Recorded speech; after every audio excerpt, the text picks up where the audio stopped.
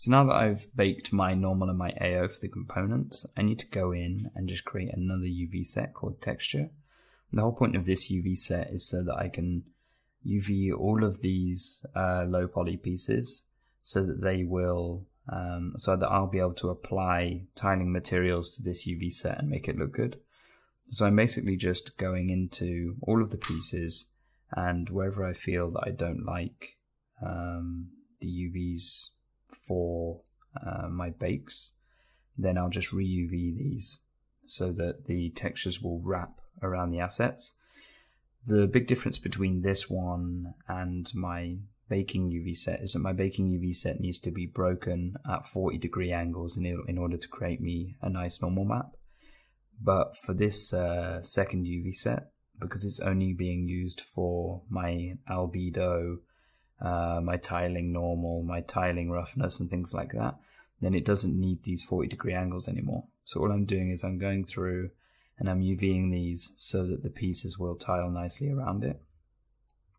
So then I can really just quickly go into my preview render, and I can obviously see it in the viewport. I can just say, okay, does this piece look like it renders nicely? When I do my render, when I do my preview render, then I can also see it with the normal applied, which is why I'm doing that every so often. So this is just a slow process of going through, grabbing edges for my UV islands and then running my UV script. So this is kind of just doing, it's like a semi-automated unwrap based on whatever edges I select. Sometimes I might just select a face. As opposed to selecting edges, I can select a face and hit unwrap, and it will just automate the unwrapping on that. So you can see here now that that UV set looks very different. So I just want to tell my shader that normal and AO needs to be looking at UV1 and not at the base texture UV set. So that's what I'm testing out at the moment. So now I'm changing it so that the name of that texture set is UV2, so that UV1 will be for my unique 0 to 1 bakes, and then UV2 from now on will be for my textures. So I'm plugging all of my generic textures into my asset, and I'm applying UV0 or UV1 to those. Or in this case, in my naming convention, UV2 is running all the materials, and then UV1 is only running my normal and my AO. So now that I've set that up in UV4, then I'll just go back into Modo and continue doing my process. So you can see now at the top of the UV window that the UV set is no longer called texture, it's called UV2. So I'm basically just going through, looking at how my UV grid wraps around the assets in my UV2.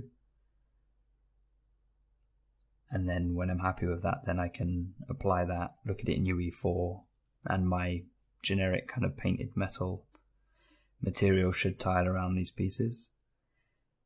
In this UV set, I have no interest in needing to keep it in 0 to 1 space, and I also have I don't mind if the pieces overlap each other either, because again, it's not being used for AOs, it's not being used for normals or anything like that, so it's not going to cause any weird errors. The whole point of this UV set is just to tile my tiling textures over these things. So I think this personally gives me a lot of power in my material setup, because I can use up to 3 UV sets to control different parts of the shader. So you can see that UV1 is going to be used to look at edge wear, grime, AOs, normal maps, and then UV2 will be used to tile all of my generic textures. So I could very easily build the whole asset just to only use tiling textures and to also have mid-poly workflow so it looks relatively good. But as soon as I use the second UV set to apply normal maps, AO, grime, things like that, then it really pushes it over the edge to help it look like a really good sort of AAA asset. And so you can feel free to just not listen to me and listen to music, or skip the rest of this video, because it is just this same process of going through and in UV2 making sure these UVs look good. And then every so often I'll probably have a look at UV4, check that the textures look nice in UE4, because obviously they're not just a grid like this. And I am using, in the bottom left hand corner, I have a texel density tool.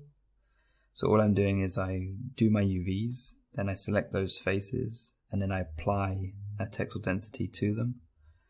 So in my case, I know that when I created my textures, I wanted a 2048 texture to look like it's 2 by 2 meters of tiling metal.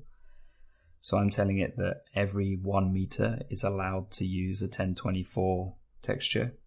So then when I grab these pieces, it looks at the real scale of them in Modo, and then it will scale them up to fit the correct texel density for the asset.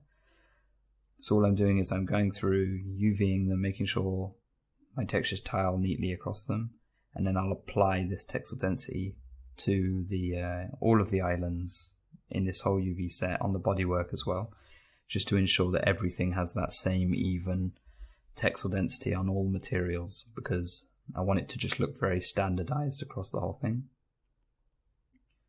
So you can see here that I'm just grabbing any faces that I want to UV together, and it's not necessarily about not wanting seams or anything like that. It's just UVing it in a way where the UVs will make the material tile around nicely and just look good on this final result. So I don't even really mind if the textures are warped, as long as they look good on the based on this UV set. Then I'll set my texel density and continue. So the UVing doesn't need to be anywhere as near as neat as your normal and AO baking UV set does.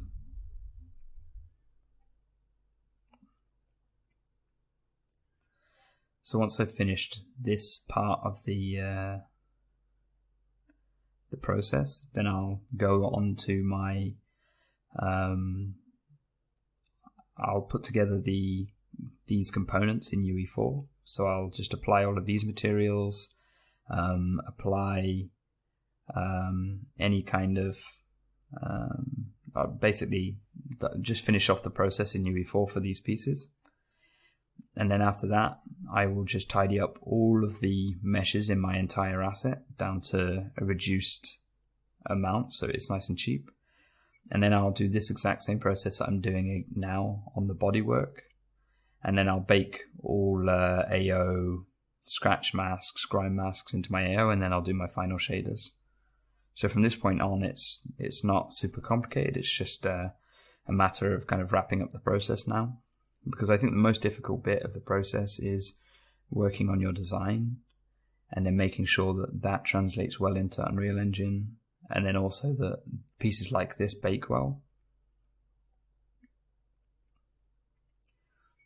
You can also see from this, although this part of the process is a little bit slow, because I have to go through and UV all of these things so that the textures will tile across them. It's still a lot faster than needing to kind of iterate and change the designs and then have to repaint the asset in whatever program I'm using to do the painting. And it gives me much cheaper results because I'm just tiling a few smaller textures. Because if this was UV'd individually, there's just no way I would get the texture density that I'm able to get with tiling. And as you can see, those UVs, they look pretty funky, but as long as the textures tile nicely in the final shader, then I'm happy.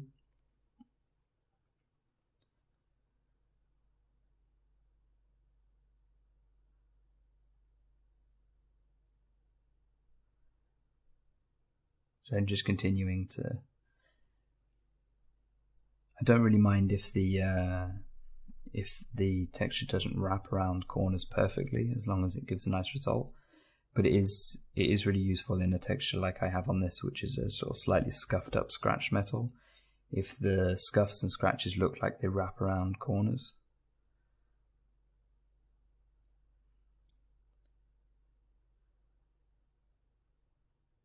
So in small elements like this, it's just the exact same process. I just go through, grab the faces of the pieces I want to UV together, and then I hit the UV, pack this, look at any pieces that look like they UV quite weirdly. And then once I've done this, so I feel like the metal material would be applied to this piece quite nicely, then I'll just do the same thing where I normalize all of the islands so they're all the same size. And then I'll just apply my texel density to all of these.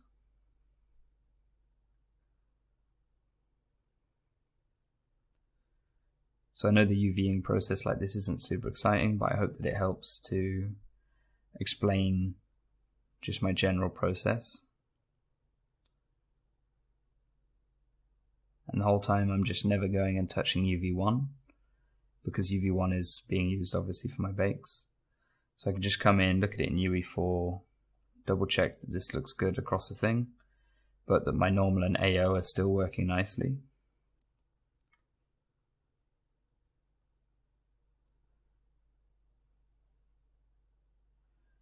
And then I can just go through and make sure that my component low poly is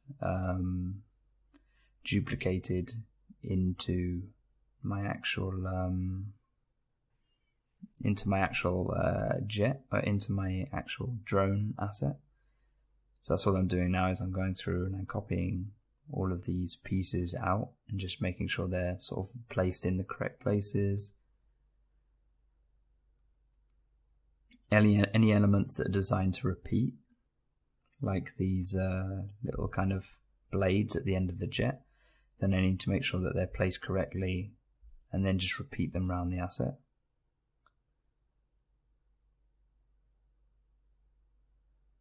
Just to ensure that we're getting repeating texture space, but also that they're placed properly and will look good when the drone is in place in UE4.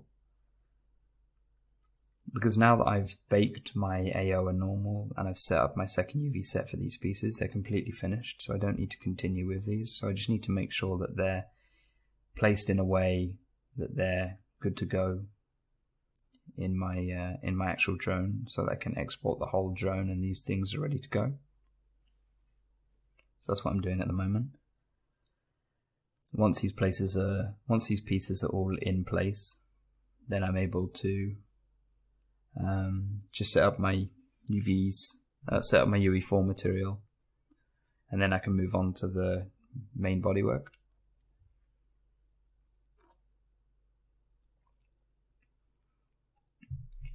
So you can see that I'm not deleting anything, I'm just simply copy pasting things across to my actual drone.